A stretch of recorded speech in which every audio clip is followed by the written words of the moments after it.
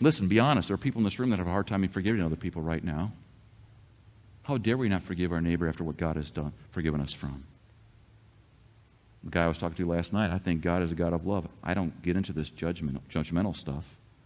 You see what our text just said? He is a winnowing fork, and he's going to burn the wicked with unquenchable fire.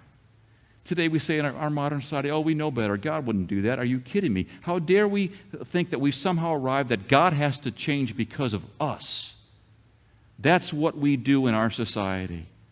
That's like saying all roads lead through me. God, you must adapt to me. It's the whole idea, God, I will love you if I get the girl I want, the man I want. It's the whole idea, God, if I get the happiness I want, or if I get the job I want, or the vacation I want.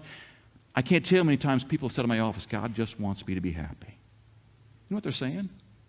I have my own roads. God, I want you to follow my yellow brick road. He is Lord. We need to let him be God. You know where the proof of the pudding is? When tragedy happens. When we lose a loved one or we get a disease. When things happen, people question God or attempt to walk away from him. But even in those times, God is still God. This past Thursday, I found the phone number of a friend of mine, a really good friend of mine. I haven't seen him in years, though. He was actually in our wedding.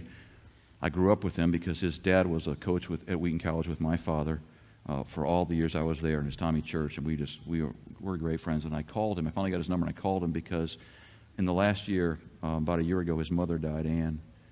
And then about 2 months ago, his son had just turned 17, was out swimming in a pool, was sitting in his locker after he swam in the pool, and fell over dead. And so I called Tommy Thursday, and I said, Tommy, this time's been really hard for you.